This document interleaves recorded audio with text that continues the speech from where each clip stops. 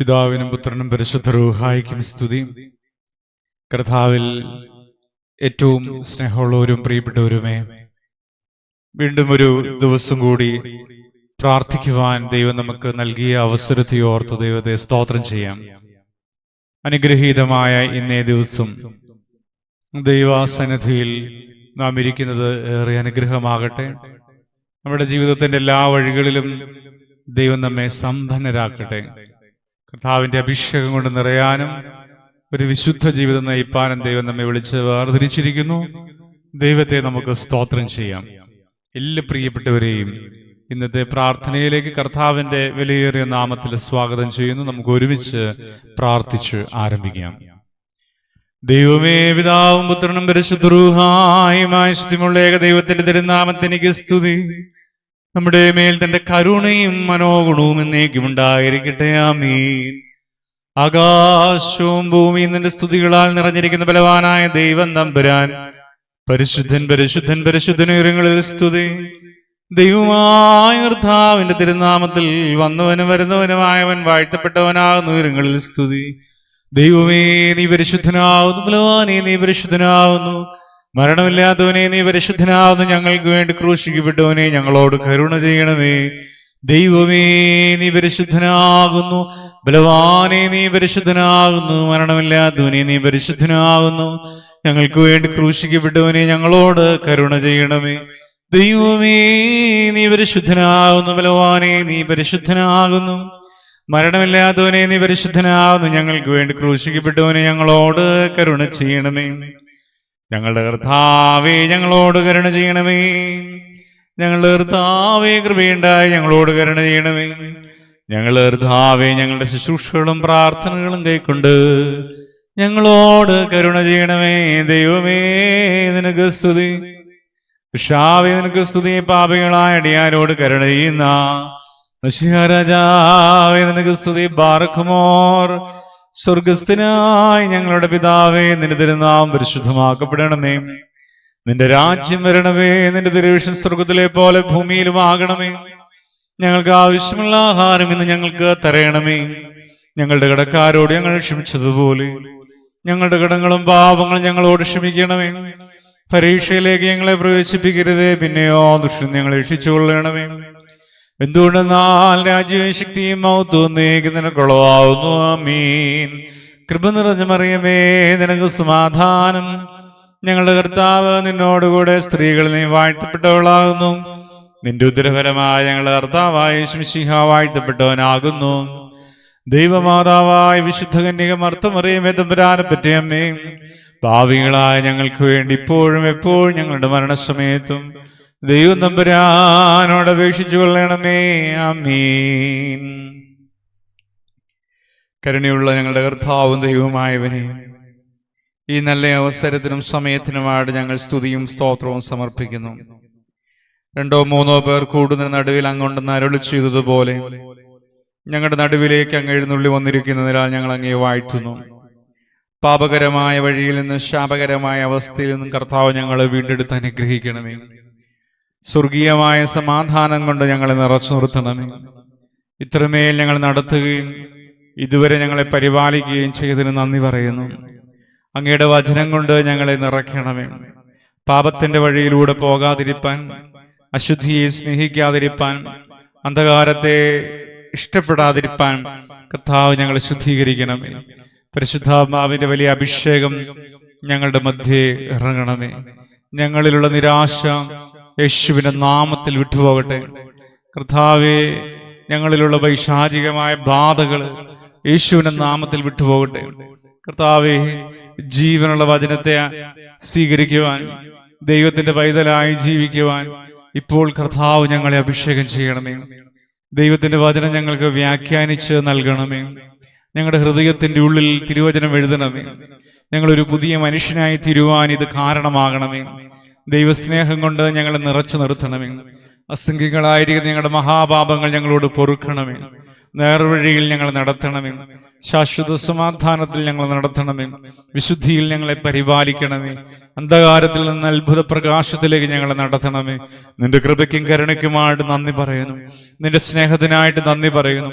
നിന്റെ വെളിച്ചത്തിനായിട്ട്, നിന്റെ പ്രകാശത്തിനായിട്ട് നന്ദിയോട് സ്തോത്രം പറയുന്നു. നാഥ, ഇപ്പോൾ ഞങ്ങളുടെ കുറവുകൾ മയക്കപ്പെട്ട് ഞങ്ങൾ ഉയർച്ച പ്രാപിപ്പാൻ ഇടവരണമേ. ഹല്ലേലൂയ. ദൈവത്തിന്റെ വലിയ തേജസ്സും കൃപയും കരുണയും വ്യാപരിക്കട്ടെ. ദൈവത്തിന്റെ വലിയ കരുണ വ്യാപരിക്കട്ടെ. ദൈവത്തിന് സ്തുതി, കർത്താവിന് മഹത്വം. ഓരോ കുടുംബങ്ങളെയും സമർപ്പിച്ച് പ്രാർത്ഥിക്കുന്നു. യേശുവിന്റെ നാമത്തിൽ അനേകർ അനുഗ്രഹിക്കപ്പെടുവാൻ പ്രാർത്ഥിക്കുന്നു. ദൈവകൃപയാൽ ഏറെ അനുഗ്രഹത്തോടെ ജീവിപ്പാൻ ബ്ലസ് ചെയ്യണമേ. എല്ലാവരെയും യേശുവിന്റെ കരങ്ങൾ സമർപ്പിച്ച് പ്രാർത്ഥിക്കുന്നു. പിതാവിന്റെയും പുത്രന്റെയും പരിശുദ്ധ റൂഹായുടെയും നാമത്തിൽ തന്നെ ആമീൻ. കർത്താവിൽ ഏറ്റവും സ്നേഹമുള്ളവരും പ്രിയപ്പെട്ടവരുമേ, നമുക്കിന്ന് ചിന്തിക്കാനായിട്ട് കൊരിന്ത്യ ലേഖനം 1 കൊരിന്ത്യർ 13 അധ്യായം 1 മുതൽ താഴോട്ടുള്ള വാക്യങ്ങൾ ചേർന്ന് വായിക്കാം. കൊരിന്ത്യ ലേഖനം 1 കൊരിന്ത്യർ 13 അധ്യായം 1 മുതൽ താഴോട്ടുള്ള വാക്യങ്ങൾ. ഞാൻ മനുഷ്യരുടെയും ദൂതന്മാരുടെയും ഭാഷകളിൽ സംസാരിച്ചാലും എനിക്ക് സ്നേഹമില്ല എങ്കിൽ ഞാൻ മുഴങ്ങുന്ന ചെമ്പോ ചിലമ്പുന്ന കൈത്താളമോ അത്രേ. എനിക്ക് പ്രവചനപരമുണ്ടായിട്ട് സകല മർമ്മങ്ങളും സകല ജ്ഞാനവും ഗ്രഹിച്ചാലും മലകളെ നീക്കുവാൻ തക വിശ്വാസമുണ്ടായാലും സ്നേഹമില്ല എങ്കിൽ ഞാൻ ഏതുമില്ല. എനിക്കുള്ളതെല്ലാം അന്നദാനം ചെയ്താലും എന്റെ ശരീരം ചുടുവാൻ ഏൽപ്പിച്ചാലും സ്നേഹമില്ല എങ്കിൽ എനിക്കൊരു പ്രയോജനവുമില്ല. സ്നേഹം ദീർഘമായി ക്ഷമിക്കുകയും ദയ കാണിക്കുകയും ചെയ്യുന്നു. സ്നേഹം സ്പർദ്ധിക്കുന്നില്ല, സ്നേഹം നിഗളിക്കുന്നില്ല, ചീർക്കുന്നില്ല, അയോഗ്യമായി നടക്കുന്നില്ല, സ്വാർത്ഥം അന്വേഷിക്കുന്നില്ല, ദേഷ്യപ്പെടുന്നില്ല, ദോഷം കണക്കിടുന്നില്ല, നീതിയിൽ സന്തോഷിക്കാതെ സത്യത്തിൽ സന്തോഷിക്കുന്നു, എല്ലാം പൊറുക്കുന്നു, എല്ലാം വിശ്വസിക്കുന്നു, എല്ലാം പ്രത്യാശിക്കുന്നു, എല്ലാം സഹിക്കുന്നു. സ്നേഹം ഒരു നാളും ഉതിർന്നു പോകുകയില്ല. പ്രവചനപരമോ അത് നീങ്ങിപ്പോകും, ഭാഷാപരമോ അത് നിന്നുപോകും, ജ്ഞാനമോ അത് നീങ്ങിപ്പോകും.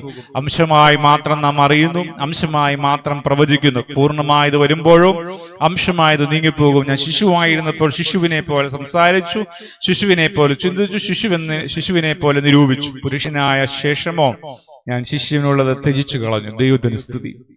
പ്രിയപ്പെട്ട ഒരു സ്നേഹത്തെക്കുറിച്ച് വളരെ മനോഹരമായി പറയുന്ന ഒരു വേദഭാഗമാണ് കൊരിന്ത്യ ലേഖനം 1 കൊരിന്ത്യർ 13 അധ്യായം 1 മുതലുള്ള വാക്യങ്ങൾ. സ്നേഹത്തെക്കുറിച്ച് ഏറ്റവും മനോഹരമായി അവതരിപ്പിച്ചത് ക്രിസ്തു തന്നെയാണ്. സ്നേഹത്തിലൂടെ തന്റെ മുമ്പിൽ വന്നവരെ എല്ലാം കീഴ്പ്പെടുത്തിയ യേശു തമ്പുരാൻ പാപിയായ സ്ത്രീയെയും ചുങ്കക്കാരെയും അനീതി പ്രവർത്തിച്ചവരെയും ആരാലും സഹായം ലഭിക്കാതെ തള്ളപ്പെട്ട് കിടന്നവരും രോഗശയ്യയിൽ കിടന്നവരും ഭൂതബാധിതരായി കിടന്നവരും അങ്ങനെ വേണ്ട ഒട്ടനവധിയായ ആളുകൾ സ്നേഹം കൊണ്ട് നിറഞ്ഞു യേശുവിന്റെ അടുത്ത് വന്നപ്പോൾ. കാരണം യേശു സ്നേഹമാണ്. ദൈവം സ്നേഹമാകുന്നു എന്നാണ് പറയുന്നത്. God is love. ദൈവം സ്നേഹമാണ്. അതുകൊണ്ട് യേശു തൻ്റെ നാവെടുത്ത് സംസാരിക്കുമ്പോൾ സ്നേഹമാണ് വ്യാപരിച്ചുകൊണ്ടിരുന്നത്. സ്നേഹത്തിന് അത്രമാത്രം ശക്തമായ അനുഭവങ്ങൾ ഉണ്ടായിരുന്നു. എന്നാൽ പ്രിയപ്പെട്ടവരെയും സ്നേഹം ദൈവതുല്യ ദൈവത്തിന്റെ ഭാഗമായി ദൈവമായി നിലകൊള്ളുമ്പോൾ അത് മനുഷ്യന് തന്റെ ജീവിതത്തിലേക്ക് അനുഭവിക്കാനാണ് സാധ്യമായത്.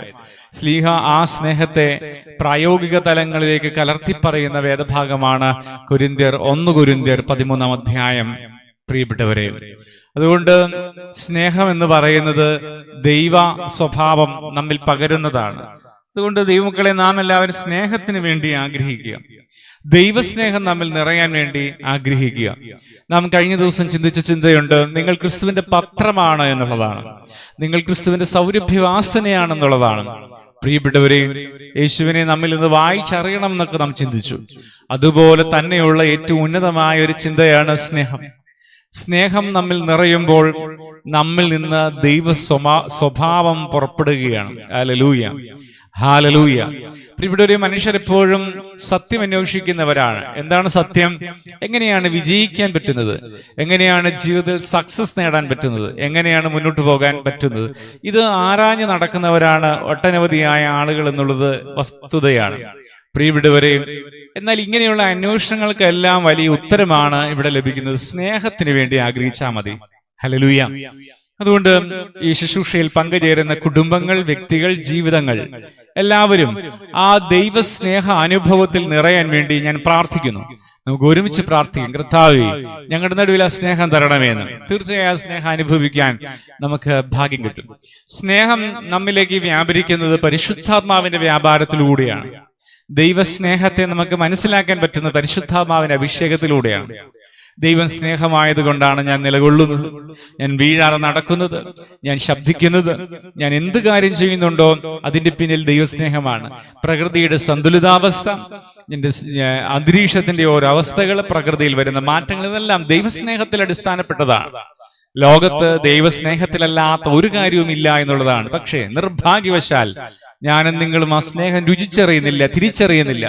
ആ സ്നേഹം തിരിച്ചറിഞ്ഞാൽ നാം ദൈവത്തെ കണ്ടവരായി മാറുകയാണ്, ദൈവത്തെ മനസ്സിലാക്കിയവരായി മാറുകയാണ്, ദൈവത്തെ അനുഭവിക്കുന്നവരായി മാറുകയാണ്. ആ സ്നേഹം പ്രകൃതിയിലും ജന്തുക്കളിലും ഓരോ മേഖലയിൽ മാത്രമല്ല, മനുഷ്യ ജീവിതത്തിന്റെ എല്ലാ സാഹചര്യങ്ങളിലും സാധ്യതകളിലും സ്നേഹത്തിന്റെ വലിയ അംശമുണ്ട്. കാരണം ലോകത്തുള്ളതെല്ലാം സൃഷ്ടിക്കപ്പെട്ടത് സ്നേഹമാകുന്ന ദൈവത്തിലൂടെ മാത്രമാണ്. യേശുവിലൂടെ പിതാവായ ദൈവം, പുത്രനായ ദൈവം, പരിശുദ്ധാത്മാവായ ദൈവം, ത്രിയേക ദൈവത്തിന്റെ സാന്നിധ്യത്തിൽ സൃഷ്ടിക്കപ്പെട്ട നിയന്ത്രിതമാകുന്ന സകലതും ഭൂമിയിലുള്ളൂ. മറ്റൊന്നും വേറെ ഒന്നുമില്ല യേശുവിലൂടെ അല്ലാതെ, ദൈവത്തിലൂടെ അല്ലാതെ സൃഷ്ടിക്കപ്പെട്ടതായ ഒരു സംഗതിയും പ്രിയപ്പെട്ടവരെയും ഈ ഭൂമിയിലില്ല എന്നുള്ളത് ഞാൻ നിങ്ങൾ ലജ്ജ കൂടാതെ പറയേണ്ട ഒരു കാര്യം തന്നെയാണ്. പ്രിയപ്പെട്ടവരെ, അതുകൊണ്ട് എല്ലാ മേഖലയിലും സ്നേഹമുണ്ട്. ആ സ്നേഹത്തെ കണ്ടെത്തുക എന്ന് പറയുന്നതാണ് സ്പിരിച്വൽ ലൈഫ് എന്ന് പറയുന്നത്. ആ സ്നേഹം മനസ്സിലാക്കുവാൻ, പ്രിയപ്പെട്ടവരെ മനസ്സിലാക്കി തരുവാൻ യേശുക്രിസ്തു ഭൂമിയിലേക്ക് ഇറങ്ങി വന്നു. ഹല്ലേലൂയ. യേശുക്രിസ്തു തന്റെ മക്കൾക്ക് വേണ്ടി പാപപരിഹാരമായി ബലിയായി തീർന്നു. താൻ മരിച്ചു, ക്രൂശിൽ തൂക്കപ്പെട്ട് മരിച്ചു, അടക്കപ്പെട്ടു, മൂന്നാം ദിവസം ഉയർത്തെഴുന്നേറ്റു.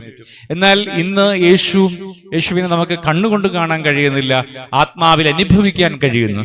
എന്തുകൊണ്ട്, എങ്ങനെ നമുക്ക് കൂടുതൽ യേശുവിനെ അറിയാൻ കഴിയും, ആ സ്നേഹം അനുഭവിക്കാൻ കഴിയും? പരിശുദ്ധാത്മാവിലൂടെയാണ്.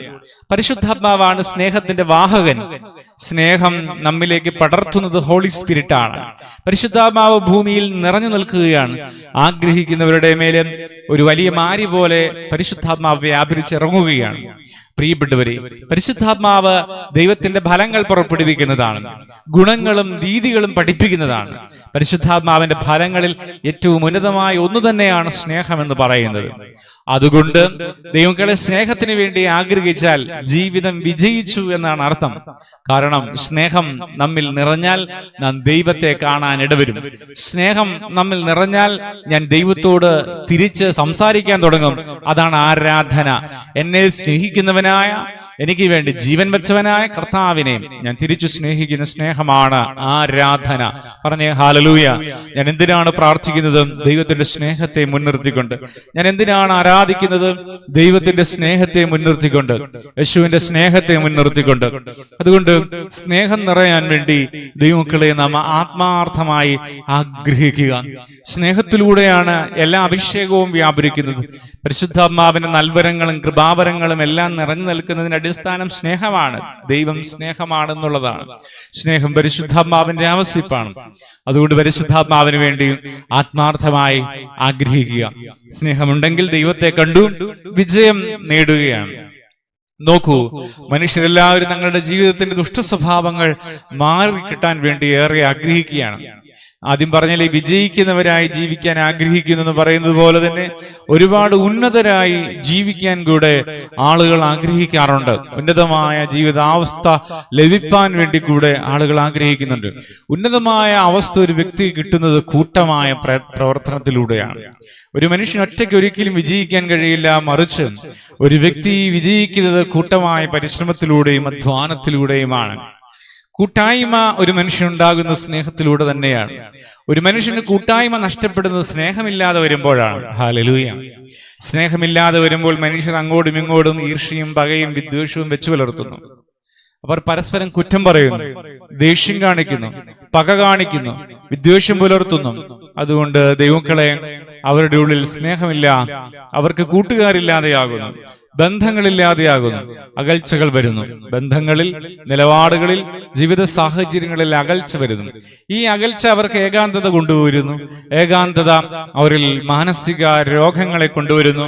മാനസിക രോഗം അവരുടെ ജീവിതചര്യകളെ അഫക്ട് ചെയ്യുന്നു. അവരുടെ ദൈനംദിന ജീവിതത്തിന്റെ ഓരോ പ്രവൃത്തികളിൽ അത് നിഴലടിക്കുന്നു. അവരുടെ ജീവിത നിരാശയിലേക്ക് താഴ്ന്നു പോകുന്നു. അവർ സുഹൃത്തുക്കളിൽ നിന്ന് ഒറ്റപ്പെടുന്നു. സമൂഹത്തിൽ അവർ നിന്ദാപരിഹാസ പാത്രങ്ങളായി മാറുന്നു. അവരങ്ങനെ വലിയ സങ്കടത്തിൽ, അങ്ങനെ ഏകാന്തതയിൽ, നൊമ്പരത്തിൽ തകർന്നു പോകുകയാണ്. എന്നാൽ പ്രിയപ്പെട്ടവരെയും, സ്നേഹം മറ്റുള്ളവരുമായിട്ടുള്ള ബന്ധമാണെങ്കിൽ ആ സ്നേഹമില്ലായ്മ നമ്മെ തകർച്ചയിലേക്ക് കൊണ്ടുവരികയാണ്. അതുകൊണ്ട് സ്നേഹത്തിന് വേണ്ടി ആഗ്രഹിക്കുക. സ്നേഹമില്ല എങ്കിൽ ഞാൻ എത്ര വലിയ ആത്മീയ പ്രാസംഗികനാണെന്ന് പറഞ്ഞാലും, എന്തുമാത്രം പ്രാർത്ഥിക്കുന്നവനാണെന്ന് പറഞ്ഞാലും, പ്രിയപ്പെട്ടവരെ, യാതൊരു പ്രയോജനമില്ല എന്ന് വചനം നമ്മെ പഠിപ്പിക്കുന്നു.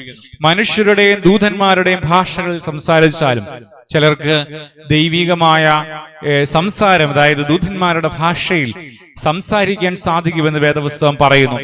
അത് ഗിഫ്റ്റ് ഓഫ് ഗോഡ് ആണ്, ഹോളി സ്പിരിറ്റിന്റെ ഗിഫ്റ്റ് ആണ്. വിവിധ ഭാഷകളിൽ സംസാരിക്കുവാനുള്ള വരം അത് കിട്ടുന്നു. ഭാഷാവരം എന്ന് പറയുന്നത് രണ്ട് രീതിയിൽ മെയിനായിട്ട് വ്യാഖ്യാനിക്കാം. ഒന്ന്, അവരവരായിരിക്കുന്ന ഭാഷകളിൽ വചനം മനസ്സിലാക്കുന്ന രീതിയിൽ ഭാഷയിൽ സംസാരിക്കുന്നത് ഭാഷാപരമാണ്. മെയിൻലി രണ്ട് കാര്യങ്ങളാണ് അവിടെ ഉള്ളത്. ഒന്ന്, പ്രിയപ്പെട്ടവരെയും മനുഷ്യരുടെ ഭാഷയിൽ തന്നെ സംസാരിച്ച് വ്യത്യസ്തപ്പെട്ട ഭാഷ വരുന്നു.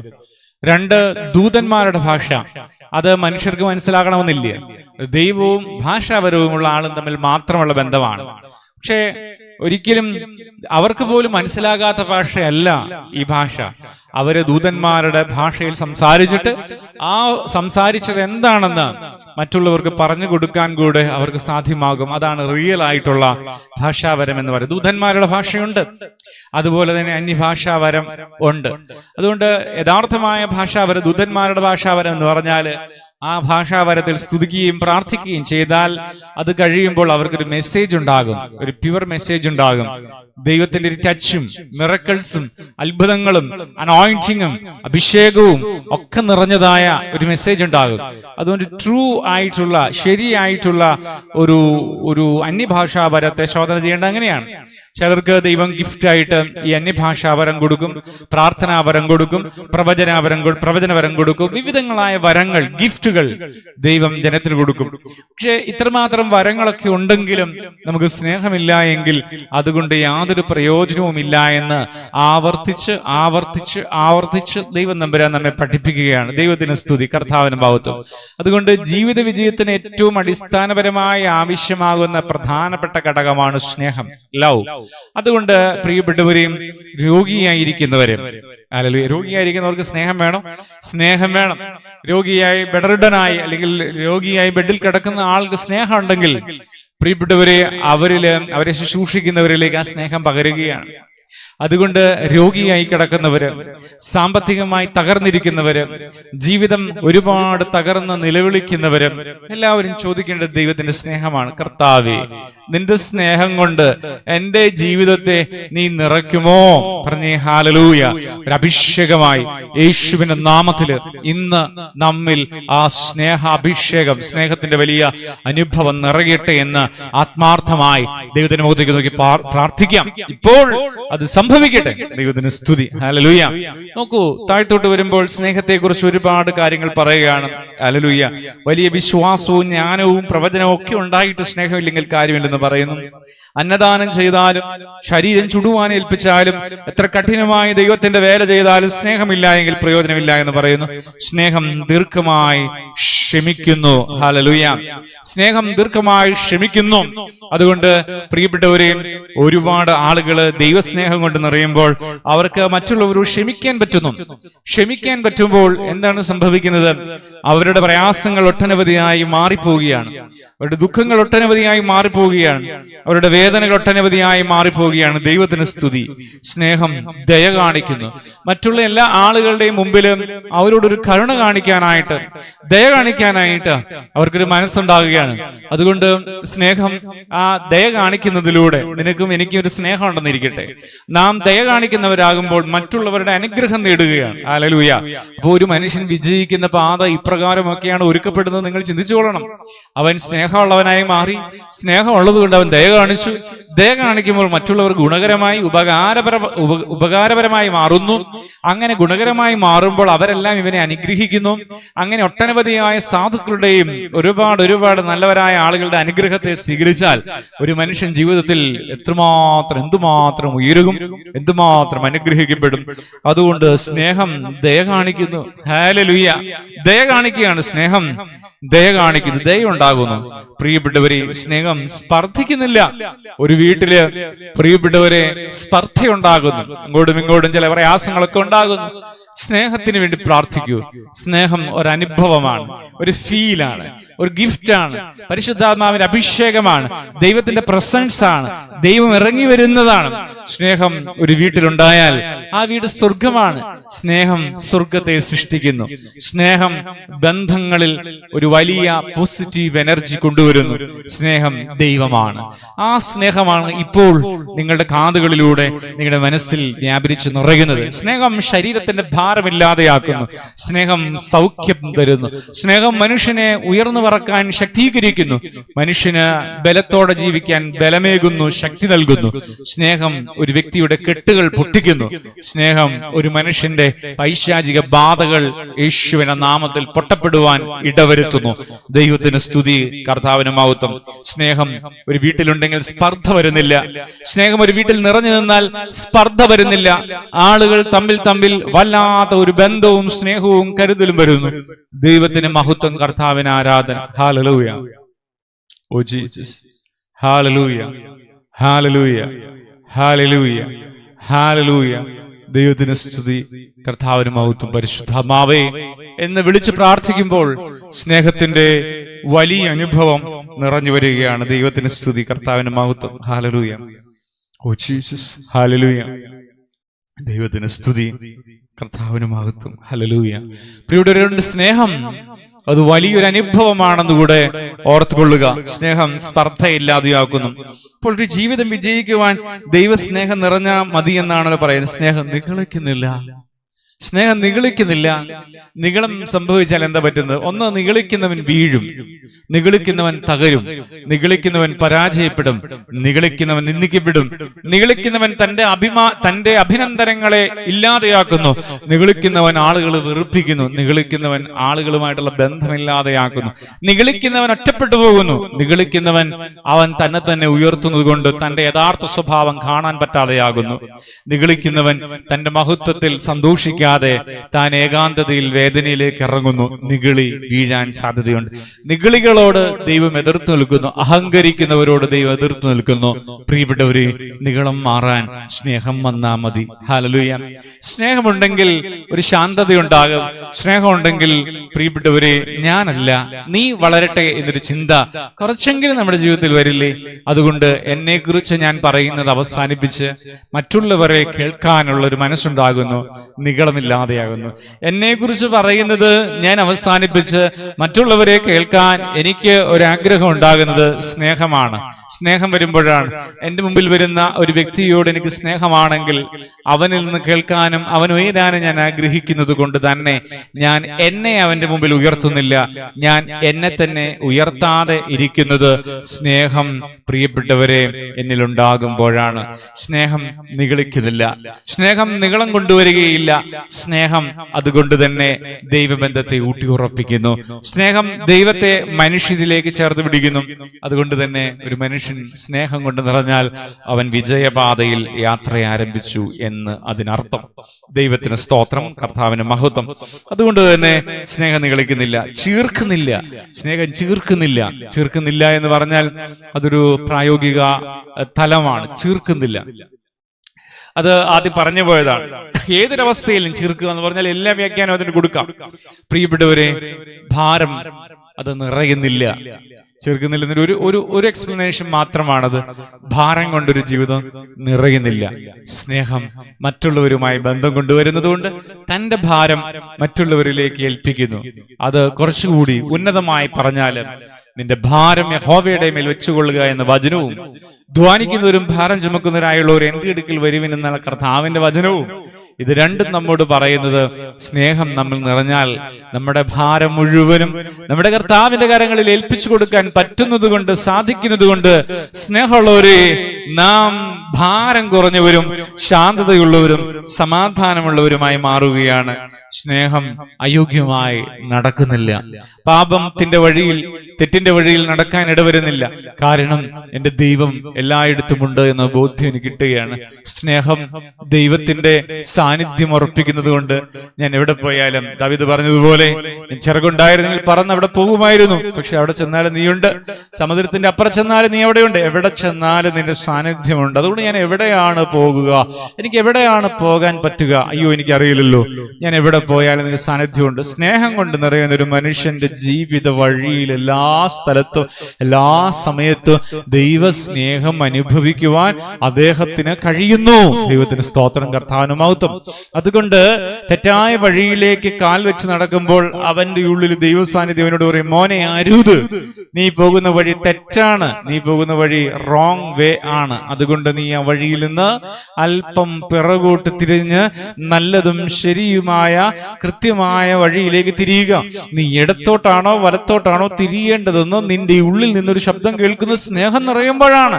ആ ശബ്ദം ഹോളി സ്പിരിറ്റിന്റേതാണ്, പരിശുദ്ധാത്മാവിന്റേതാണ്. പ്രിയപ്പെട്ടവരെ, ഇന്ന് നാം എല്ലാവരും ഈ അഭിഷേകം കൊണ്ട് നിറയുന്ന ദിനമാണെന്ന് ഓർത്തുകൊള്ളുക. സ്നേഹം നമ്മെ തെറ്റായ വഴിയിലൂടെ നടത്തുന്നില്ല. Hallelujah, hallelujah. സ്നേഹം സ്വാർത്ഥം അന്വേഷിക്കുന്നില്ല. ഒരു മനുഷ്യനും മറ്റുള്ള മനുഷ്യർക്ക് കൂടി നമുക്ക് പരിഗണന കൊടുക്കാനായിട്ട് സാധ്യമാകുന്നു. സ്നേഹം പ്രിയപ്പെട്ടവരെ ദ്വേഷിക്കുന്നില്ല, ദോഷം കണക്കിടുന്നില്ല, അനീതിയിൽ സന്തോഷിക്കുന്നില്ല, സത്യത്തിൽ സന്തോഷിക്കുന്നു, എല്ലാം പൊറുക്കുന്നു, എല്ലാം വിശ്വസിക്കുന്നു, ദൈവത്തിൽ വിശ്വസിക്കാൻ കഴിയുന്നു. സ്നേഹം കൊണ്ടൊരു മനുഷ്യന്റെ വ്യക്തിത്വം ഇങ്ങനെ രൂപാന്തരപ്പെട്ട് ഏറ്റവും അനുഗ്രഹമായി മാറുകയാണ്. സ്നേഹം ദൈവമാണ്.